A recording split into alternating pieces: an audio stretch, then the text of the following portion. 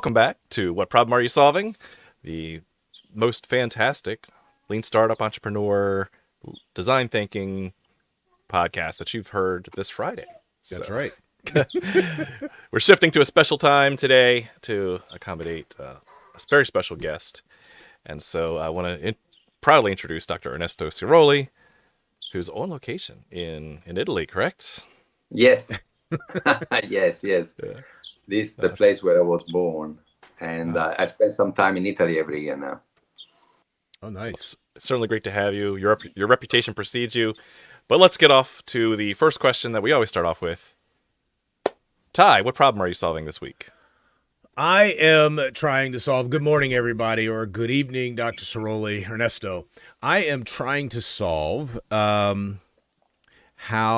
first of all, my personal one is making sure I'm still on the job hunt, but it's getting there. But also, I have an opportunity to have some very curious conversations with entrepreneurs as they're trying to go to scale and solving some really interesting problems as they dig down. And some of you may know Blue Ocean Strategy. How do they decommoditize what everybody's going after to create a kind of a space for themselves? And so that's where we're at now. On a very other personal note is John and Adam, Jeremiah, he's getting to pitch a business today and next week, and he's getting close. He's getting really, really close. We're trying to help him stay on point with his business. So those are the kind of problems I'm trying to solve. With a dad like you, who needs mentors? We'll see. Adam, what problem are you solving? All right, this one I've got pretty teed up. So I'm trying to get a bunch of USC students in an accelerator to stop planting tomatoes by the riverside. Inside baseball, huh? Before we get into it, he's kind of teed it up. We'll layer it again. I'm trying to get them to shut up and listen. And the specific problem I'm trying to solve. So we've talked very consistently about talking to the right people, asking the right questions, analyzing it correctly, and then making the right decision based on that analysis. Mm-hmm. We've gotten them to the point of identifying the right people. We're back on the same topic of what questions do I ask? And it's always, even 10, 15 years later, if you give them a script, it's too scripted and they don't leave room to shut up and listen. And if, it's not scripted enough, they don't feel comfortable enough getting off to that first. So I'm trying to really make a distinction between the first 3 interviews or even the first one, which is just for the job to be done. We'll start layering in different episodes. The job to be done of that is just practice. And then interviews sort of 3, 4, 5, starting to get better data. And then on a personal note, just celebrating and remembering Nana this week. So that's why I have better light on Long Island for the week. So that's that. That's 98. Condolences, my friend, and a great life to be celebrating. Long life. Yeah. 98. We could all be that lucky. Yes, sir. All right. Yeah. Dr. Ernesto, what problem are you solving this week? No, you go first. Save the best for last, I see. Okay. Yeah, as for me, let's see. This week I've been teaching some Agile classes and getting ready for an Agile conference next week. So my mindset is wrapped around how do I help people in a very bureaucratic organization get out of their own way and actually apply an Agile mindset rather than just going through the motions of all these rituals and ceremonies, and just actually deliver value quickly to the customers. So it's an ongoing process. Hopefully I'll fix it before I die. Ernesto, John and I have a 20-year history of working in very probably the most bureaucratic organization in the world, the United States government. Wow. Yeah. I have the feeling that you are my mob. You are. I am among brothers here. That's nice. It. Yes, sir. Exactly. I think that. Oh my God! I may be finally. This is my tribe. I love this is my tribe, guys. Okay. On a personal level, my youngest daughter is going to marry next year in this house in Italy, in the garden. Beautiful. So you can imagine what, and this house is what is left over of an ancient castle. And during the century, I mean, they was built around a Norman tower, and this house was here in year 1150. Is the first written record of this house. So you can imagine what my wife wants to do to the garden here in preparation for a garden wedding, and which is compounded by the fact that my daughter is not only she studied fashion in Florence for 5 years, but she's also a project manager for events. So she is the girl who organizes big events in Burning Man, Coachella. They build the buildings with the fiance. So they are stylists and they are event coordinators. Can you imagine what they're gonna do here? Oh my gosh, that's going to be amazing, though. So it's going to be monumental. And so we are just trying to do the basic improvements. So, but then they will come here with their teams and they will play, and they already have, color, how do they call it? Palettes of colors for the wedding. They have mood boards, This is going to be phenomenal. So on the personal level, amazing. I'm dealing with builders, I'm dealing with gardeners, I'm dealing with all sorts of things here. Oh my God. But on the professional level, I have taken 40 years of shut up and listen methodology that we use in communities. We have taken that inside corporations. Because they never listen to the smartest people that they have. And the smartest people they have are their employees and associates who have the entrepreneurial spirit, the entrepreneurs. The entrepreneurs suffer like dogs because you can imagine you arrive in a new corporation and you see that they still use, pigeons for communications. And you say to them, have you ever heard of the internet? And what happens is they get shut down to say, you have not finished what I told you to do last week. We don't need you to tell us, we are the best corporation in the world, who you think you are. And that's the reason why of the 500 corporations in 1960, there are only maybe 10 left in the, because, corporations are so reassured by their immediate success that they don't appreciate what's happening around them. The people who are going to take down Apple already exist. The people who are going to take down Google already are working. And if you are not careful, they're going to eat your breakfast. So I'm now working with this. If you really want to help yourself, shut up and listen. Because if you don't disrupt yourself, somebody will do it. So I'm working with some of the smartest, but the toughest, the most conservative, exquisite people. I'm working with Swiss German engineers. I'm working with a company with 150 engineers who work for all the major corporations in Switzerland. And these guys, unless there is an algorithm, they don't believe you. Right. I believe they it. never go into a meeting without having an agenda and a PowerPoint and a spreadsheet, because for them, going to a meeting just to listen is like, what? What's that? Right. We have the solution. Exactly. We arrive with our solution. Yeah, How can you have a solution? How can you have a solution if you don't know what they need? No, that's beautiful, because I like to introduce myself as a recovering engineer. I grew up in a hardcore systems engineering, mathematical driven, that we already knew what the answer was. All we have to do is build it. And so over time, I've had my mind completely changed to say, wait a minute, maybe I should shut up and listen, which is actually, where we found you. This, if you haven't heard of Dr. Ernesto, go check out his TED Talk. there's a TEDx talk called "Want to Help Someone? Shut Up and Listen," which you've made a career out of. This has been I mean, a mantra that really has helped changed thousands of lives, right? well, I think that we should stay in touch because I have now assembled a team that is preparing the first ever international conference on bottom-up practices that Yeah. for the last 40 years, 30 years, 20 years have been in play that nobody knows about it.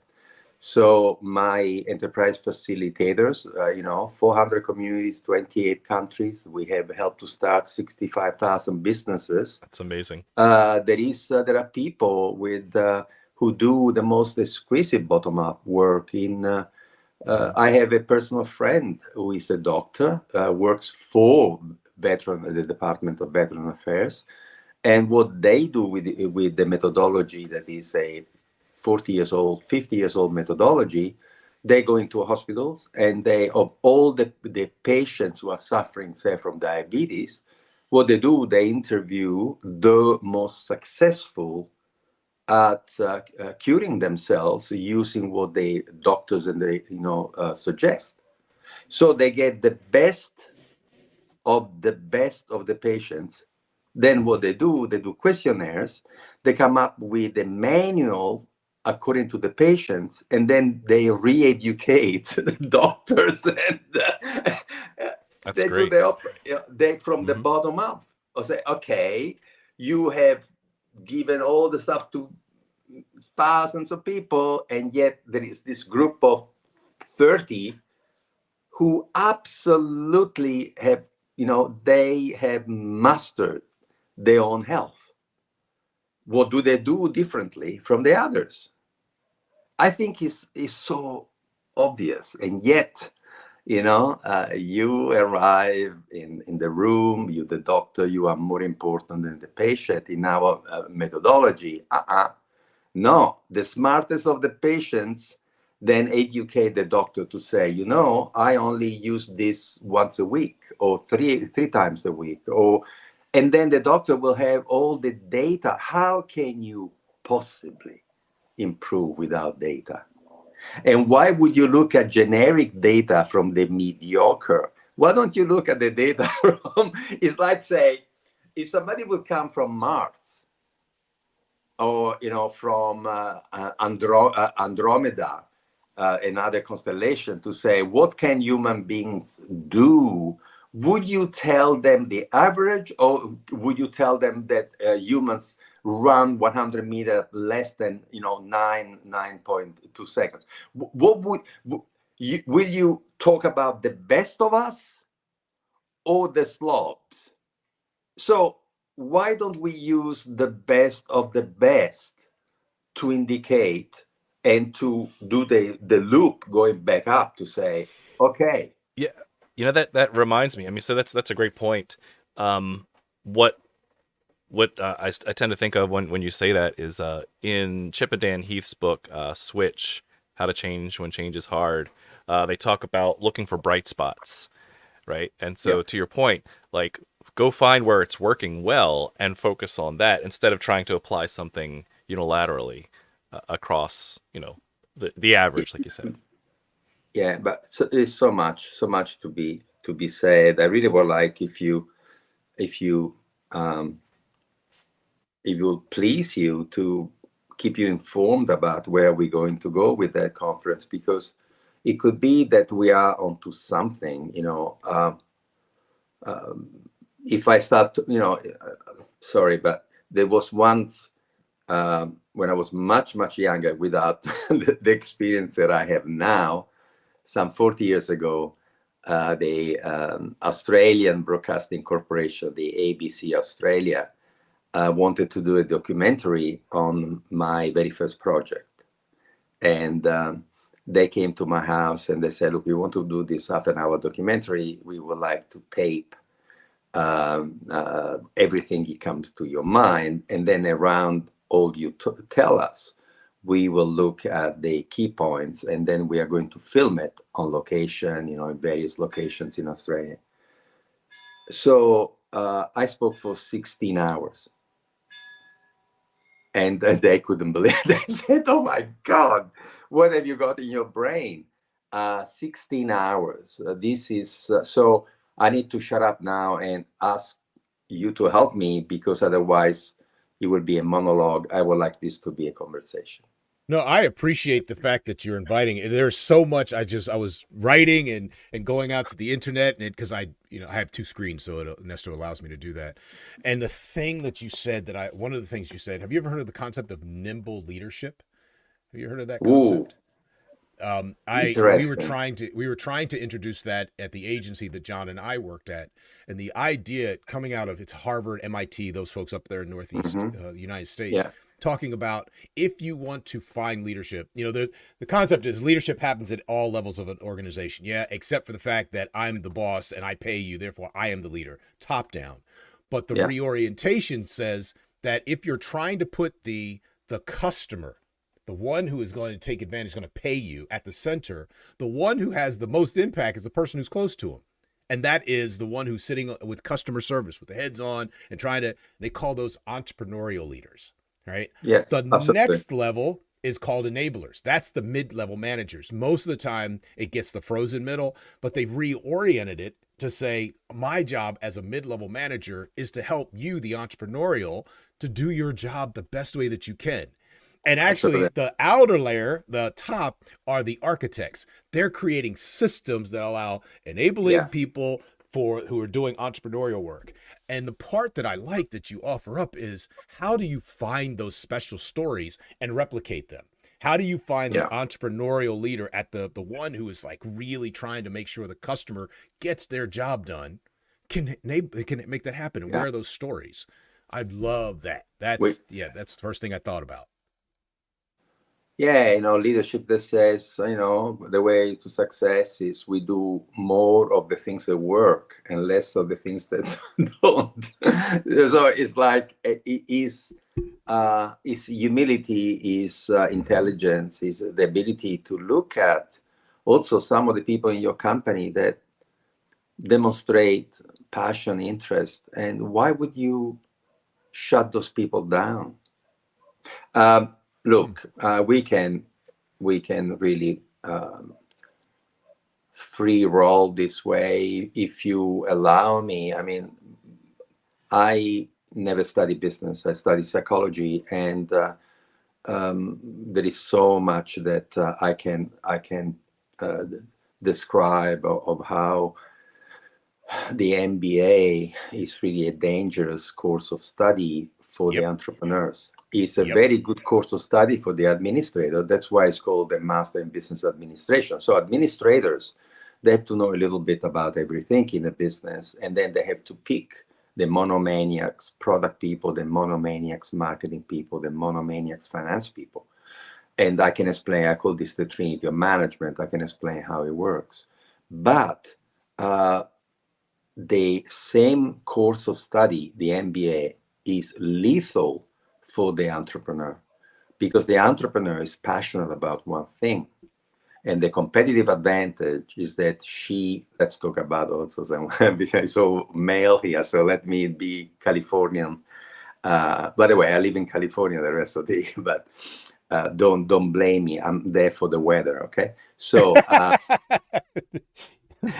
don't blame me, okay? So what happened is that the entrepreneur, he falls in love, have seen an opportunity, falls in love with an idea, and they're so passionate that they excel at doing that thing. So then what they do, if they go and do an MBA, they tell that passionate entrepreneur who is magnificent at doing one thing to stop doing that and learn to do the other two, marketing, finance, or product finance. And so now Steve Jobs run out of the university screaming, "You want me to learn about HR, to learn how to talk nicely to the personnel? I don't give a damn about it. My passion is to put a personal computer in the pockets of billions of people. That's what my passion is. Don't tell me anything else. So none of the great entrepreneurs finished an MBA. I mean, the only one with an MBA that I know of is the guy with, Federal Express. But the guy, when he prepared his by himself, he finished his MBA and prepared his business plan. The professor told him that he was wrong. It will never work. So even the poor guy who really diligently finished his MBA was told that it will not work. So entrepreneurs are different creatures, and I can go in very big detail about why there is a difference between the entrepreneur and the business person. And to make it very, very, very short, what I can tell you is that the word entrepreneur is not French. The Anglo-Saxon drive me crazy. You guys, you drive me nuts. You believe that the word entrepreneur is French. And when you ask professor of entrepreneurship in Anglo-Saxon university to tell me what the word entrepreneur means, where the word comes from, I swear to you that I have never met a single professor of entrepreneurship in the world who knew where the word came from, the etymology of the word entrepreneur. Nobody knows. And it's a disgrace, because how can you be a professor of entrepreneurship if you cannot even define the word? Words mean things. Absolutely. There is a friend of mine wrote a book, 450 pages about entrepreneurship. And when he came to define it, since he couldn't define it, he categorized entrepreneurs who buy a shop versus the entrepreneurs who develop a shop. There are all these definition categories. The word entrepreneur comes from the Latin, and the Latin word is intraprehendere. Intraprehendere. And intra is I-N-T-R-A. Mm-hmm. Pre, P-R-E, intrapre, and then hendere, H-E-N-D-E-R-E. Intra in Latin means among. Pre means the first. Hendere is to get. Understand. Entrepreneur is the first among others to get it. I love it. Okay? And in Latin, it was a quality of the soul. You are born courageous, pious, meek, timid, adventurous, daring. It's an adverb. You are born intraprehendente. You are born enterprising, born, and cannot be taught. Anybody who says they can teach entrepreneurship are full of shit. It cannot be taught. So what you do, you get the person who sees an opportunity but does not know how to make money out of it. And now you can teach the entrepreneur the secret of how to become a business person. Mm-hmm. And the secret is that by yourself, you should only ever do what you love. What is your competitive advantage? You are the only one to see it. And because you see it, you are driven. You are passionate. Passion comes from the Latin, means to suffer. So you are capable of suffering for your idea. And then what you said to them, okay, you are capable to suffer for what? The product, marketing, or finance? And people say, oh, no, the product, if the engineers, the people like, communicators, like, all the people who love to be in the marketplace, love to hustle, love the people. They are the marketer.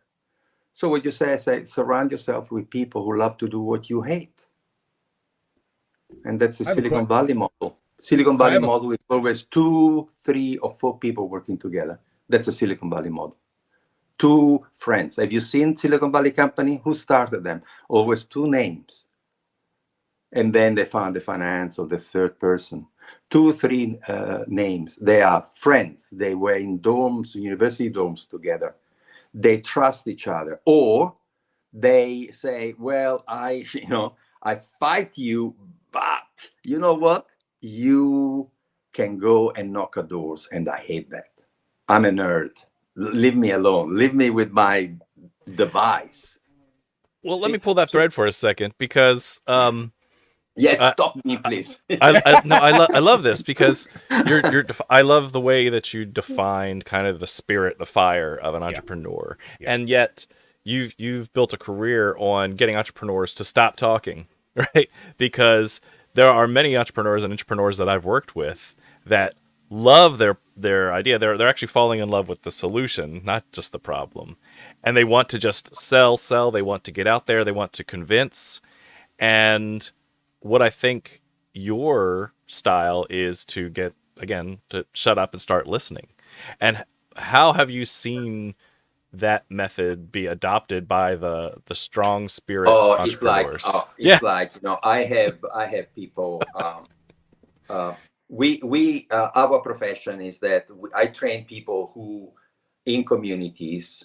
If a community comes to me to say, look, Ernesto, we want to do something for the 90,000 people in Pacoima, Los Angeles, they're all Latinos, and they don't come and use the small business services. They're completely isolated, and we love your methodology. What can you do? We train a bilingual person who is an enterprise facilitator, trained by us. It takes a year to train somebody, but they can start to work in the community after a week of training, and then we follow them for 12 months, and then we say, okay, you can do it. You don't need us anymore, and we exit. But what we do with that person, we say to that person, okay, when people come and talk to you, you listen to them, you listen, you try to understand, you listen with your entire being. You don't listen with your ears. You look the way they dress, the way they cross their arms, the way are they scared? Are they timid? Are they comfortable? Are they relaxed? And then what you do, you probe with some questions, open questions, and then you say to them, can I show you a little drawing? A little drawing is a smiley face at the top, 3 little boxes, product, marketing, finance. And then you said to them, there is no history of anybody who can do it beautifully, equally, make it, sell it, looking after the money. Who are you? If you could self-analyze and identify who you are, what would you say? Who are you? And so what we do, we ask people to, sometimes it's so difficult for people to understand what we're talking about. They say, what are you talking about? I don't have the money to pay myself. You want me to, where I'm going to find the people to complement what I do? Are you nuts? I always been told I have to learn to do it all. I've done night classes in business. I'm trying to do my books with QuickBooks, and you are telling me. So what we say to them is that, look, generally speaking, people only succeed at doing what they love. So what is your competitive advantage? What is the thing that you can do better than anybody else? And so then they have this kind of, oh my God. And there was this guy, 46 years old, he burst into tears. He started to sob his heart out. And I said, and I waited for him to be able to speak again. And the guy said to me, I went bankrupt the first time I started the business. I was very, very good at the product, but everything else was a mess. So then the first time I went bankrupt, started again. 5 years later, I got bankrupt. And my wife left me with the kids. And the community looked at me like a failure. My parents had parents. I am now a failure. And I'm alone. And I'm starting a new company. And I said, okay, let me learn from my mistakes. What was the worst, what I couldn't do? I couldn't look after the finances. So I spending all my time trying to learn about the finances. I stopped doing the only thing that I was good at. And I'm going bankrupt the third time. And you, Ernesto, you telling me that I should have never abandoned my competitive advantage. And I said, look, you are 7 foot tall, play under the basket for God's sake. You want to go and mess up with people doing grappling? They're not you. They will on the ground. You want to do judo? You want to do, are you nuts? You know what that they go and do to somebody who's 7 foot tall? You'll never even catch them. They will be under your legs. So use your God-given advantage. What is that you can do beautifully better than anybody else? So, what we have to do this. That's why I'm using Rogerian counseling. I'm using humanistic psychology. I use Eric Fromm, Adler, the post Jungian, the post behaviorists, and the person most important in the room is not the expert. The most important person in the room is the poor bastard with the passion. Passion means to suffer. These people cry in front of us. This guy in Texas, we had a project in Texas, in Littlefield, near Lubbock. And this guy goes to speak to this woman enterprise facilitator and says to her, my dream is to buy this franchise for automotive parts, and I need to save money. So I told my family, I told my wife what I wanted to do, and they left me. My wife left me. I have been sleeping for the last year on the porch of a friend in the open for 1 year on the couch to save the money to buy the franchise. That's what I want to do. And she says, okay, we help you. It's me with a group of volunteers. We help passionate entrepreneurs like you, and we're going to help you. And the guy said, what? You believe me? She said, yeah, you are the perfect entrepreneur. The guy said, my family has abandoned me. And you believe me? And I went to see the opening of the shop. I have to be careful not to get emotional myself. I went to the opening of the shop, and the guy said to me, who are you guys? I said, well, we have this theory that you can completely change the economy of a community, one passionate person at a time, helping people who are alone to get them to form a team, and then you fly. Because as soon as you have somebody on your side, and he said, but why would people help somebody to do well? And I said, you Americans have taught the world. And people said, what are you talking about? I said, you remember barn raising? A pioneer family would arrive, after months. We arrive in a township in the middle of the country. They have another 2 months to go. Winter is coming. And the local people say, stay here. We will build you a barn. In the first year, you live in the barn with your horses, with your family in the barn. And then next year, you build yourself your house. Why would people build a barn to foreigners? Because it's scary to be alone in the frontiers. Because that's enlightened self-interest. And Americans have taught enlightened self-interest to the world. You work together. The rest of the world is scared of the next person. You guys are magnificent in working together. The only nut that I have to crack as yet, and I am working right now with a group in California. Ty, I have never been able to train an African-American enterprise facilitator. Your leadership has never believed me. It's interesting you say this because I have 30 years. I'm not a psychologist, but I've studied group relations for 30 years. And so everything that you're talking about is built in the group relations environment. So you're talking about being humanistic. I took some coursework in Yeah. Lacanian executive coach using Lacanian methodology. And so the idea of desire, the ideas of want, and what does that mean, and Yeah. how do I find the passion and make that as the locus of my investigation. I think that to your point about looking at Black folk in this space, I think it's about pain. And what you said I thought was so interesting is that the American ethos, at least for the entrepreneurial side, is I don't want to be alone. And that what you're offering is finding community. And how do you create Absolutely. community? Yes. So I am Yes. not by myself in this idea. And so there was three words that came up to me as you were talking about humility. I had hubris, but it's not hubris. It's actually confidence and grace, right? Those are the three words that popped in my head as you were talking. And so for me, in terms of what happens in the Black community, my sense is that it's there, but it's a painful place to be. I mean, we're talking about a very, very painful place to be.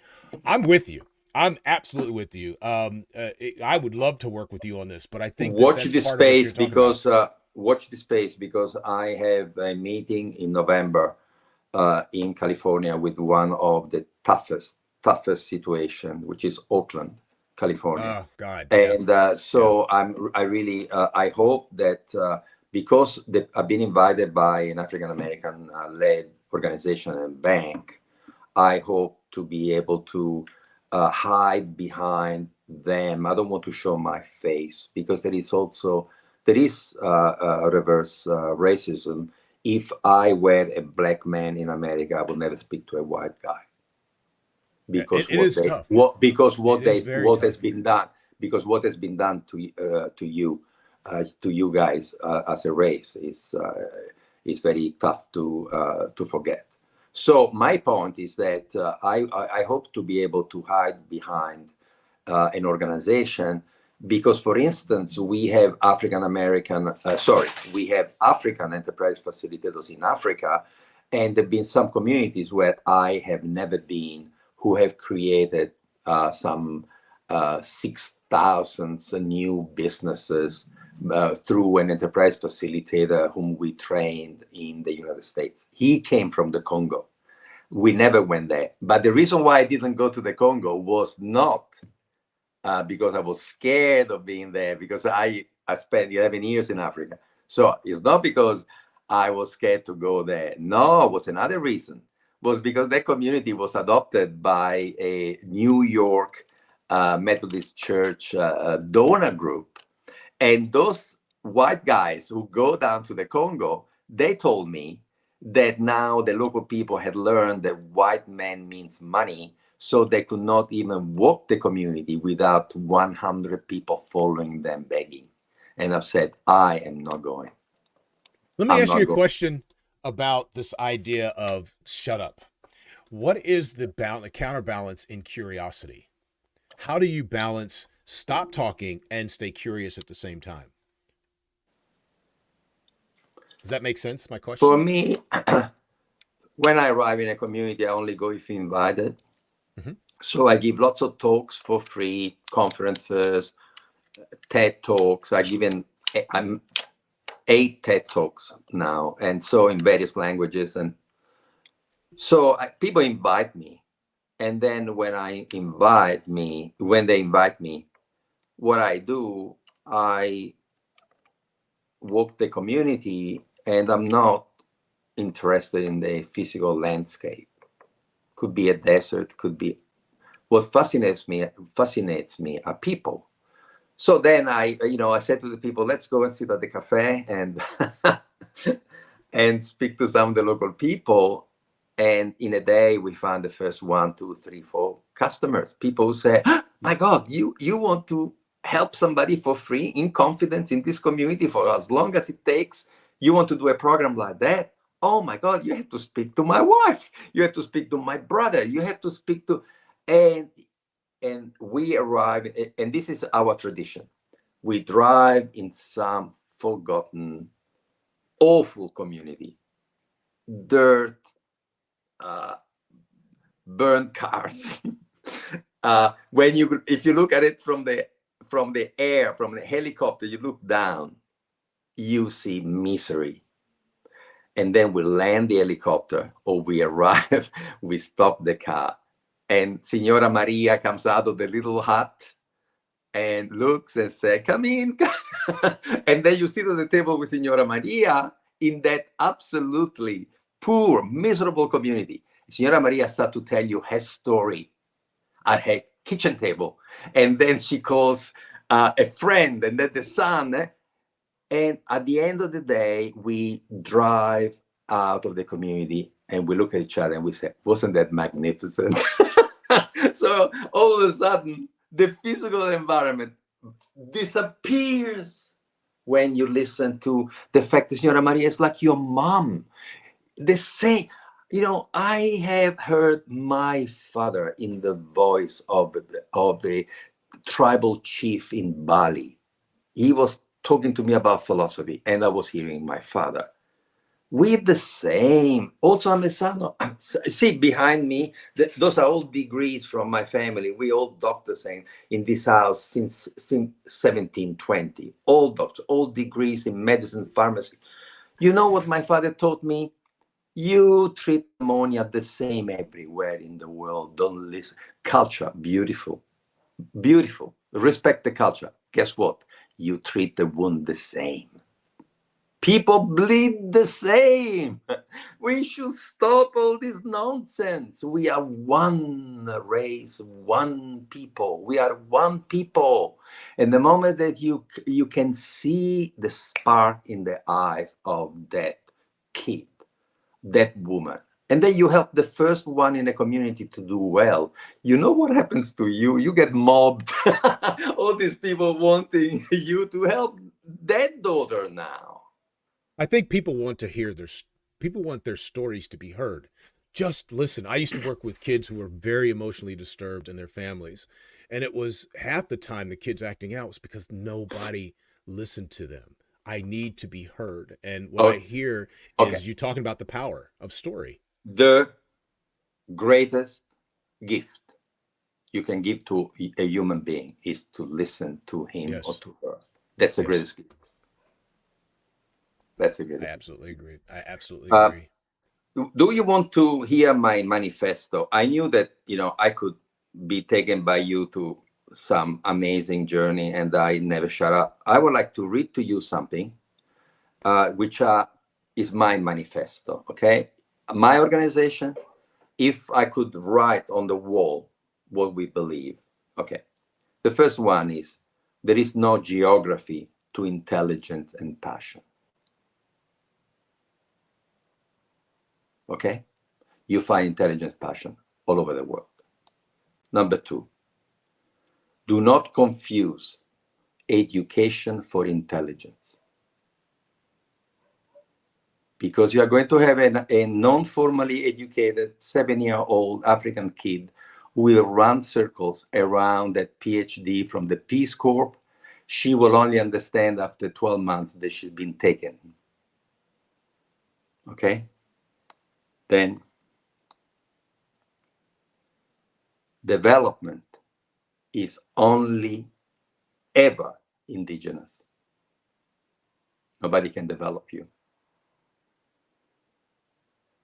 Development is always ever indigenous. It's about capturing the passion, the energy, imagination of the local people. That's development. The rest is patronizing, paternalistic. They will buy you, they will employ you, they will tell you what to do. They will give you charity. That's not development. Development is always ever indigenous. Number 4, entrepreneurship is not a know-how. Entrepreneurship is a quality of the soul, the way I described to you the meaning of the word. So at the end, we say that we teach that the future of every community lies in capturing the passion, energy, imagination of its own people. So this is what we have come to believe, and this is what makes us capable of saying that if invited, because we are not missionaries, we will never arrive anywhere uninvited, because that's the beginning of cultural hegemony. You cannot, it's not polite to enter the house of anybody without being invited, no matter who you are. Okay? It is in case of a natural disaster, maybe, but I believe that even in case of a natural disaster, you're not supposed to arrive in a house without knocking, without asking to be invited. Okay?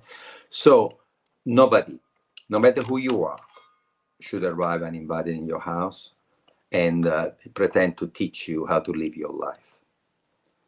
But if invited, we believe that then you should really ask, why did you invite me? Why have you invited me? And people say, oh, because we heard that you help people transform their ideas into businesses. And you say, okay, tell me about your idea. And then what you do, you sit in awe of the beauty. People are extraordinary. When do you get the idea? You're born in the mountains and you want to be a sea captain? You want to work with dolphins? You've never seen a dolphin. What I find fascinating about this and the manifesto that you outlined and how it relates to the Shut Up and Listen is something that Ty introduced me to years ago. Part of my recovering engineer part was the ability to give permission, the ability to say, you know what, I'm letting you be your authentic self. Like, it's okay. Sometimes you just need to be told, like, stop trying to be something you're not. Take off the mask and be. What were you born to do? What were you born to do? Exactly. So it sounds so simple, but it's very hard for some people to let go. Look, it's my life. From the moment I got it, it's been now 45 years, maybe more. My life has been, I don't know how to, it's been magic, because you arrive in a community that is desperate, where there is no hope, where there is anger, there is animosity, or there is a beautiful word, which is the French philosopher, they use it better than anybody else, but is you're surrounded by people of resentment. Resentment in French is resentment, but resentment philosophically is people who hate everybody because they have been treated badly by life. And there is this anger, this hatred, because why you and not me? People who have never been able, because of conditions, because of culture, because of family, because of situations, they never be able to shine. And every person, everybody wants to shine. Look at the kids. You want to see shining? Oh my God, look at them. Look what I can do. Look what I can do. And yeah, tell me. No, I was just going to say, the thing, I have this keynote, this kind of running theme in a keynote whenever I have an opportunity to talk to people. And I talk about the audacity of imagination, not creativity. Because creativity is the outcropping of an imagination. I am in the hills of the Bhutan, but I have the imagination. I want to be a sea captain. Yeah. And I think that what we don't do well enough in the world is capturing the audacity, because we beat audacity down, right? You'll never be that. Yeah. Why? Because I can't imagine myself being that. Therefore, I have to make sure that you can't be that. Yeah. Yes. And we go to communities where the mayor said, my son tried to start a business, he failed, so nobody in this community will ever succeed. Bingo. So, So what we do then, we say, okay, but we've been invited here by some of the other people in the community. We're going to do a project. And then we discover that It's my very first project. I have to say that because what I am proposing is a social technology that comes out of humanistic psychology, and humanistic psychology is 80, 90 years old, so it's new.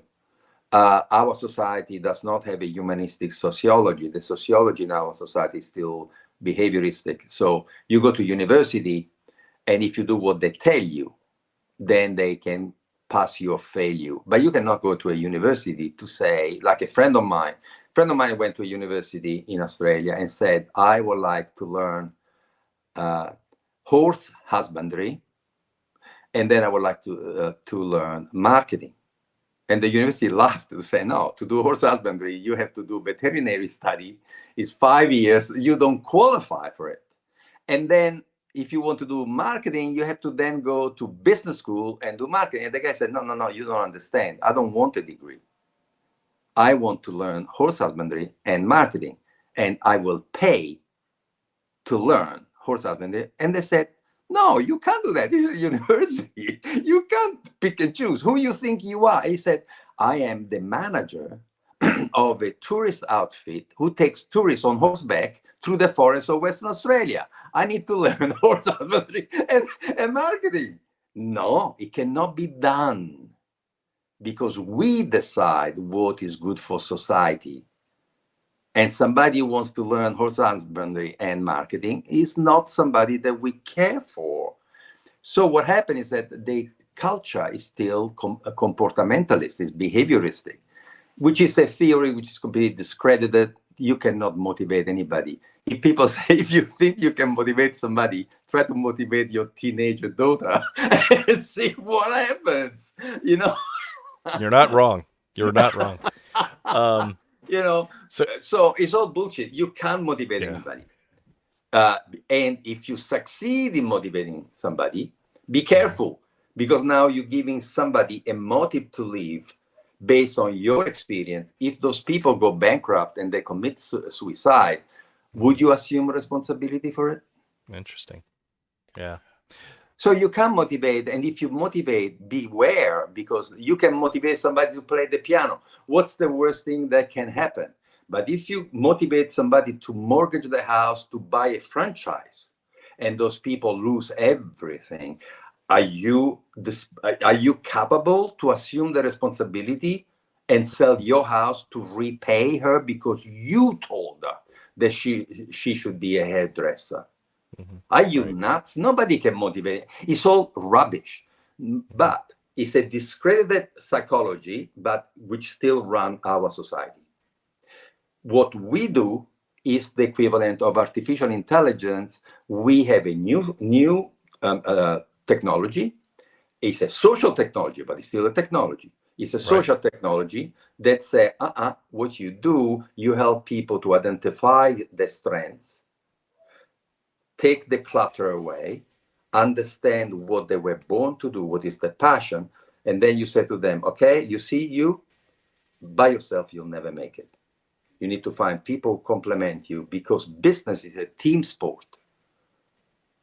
Business is a team sport. Entrepreneurship is an individual capacity, is a gift. But business is a team sport. Somebody has to produce it, somebody has to take it to the market, listen to the feedback, not get offended by the feedback. Engineers always get offended. First of all, engineers should be the last people ever to take their product to the market because they fall in love with the baby. And if somebody tells them the baby is ugly, the first time they will try to defend it. But That's exactly. when you take it to the market, you have 99 rejections for one sale. So engineers cannot take 99 rejections. They commit suicide, nor can artists. So the product people should never take the product to the market. They have to give it to someone who goes to the market and says, do you like this? And they say, no. And you say, why not?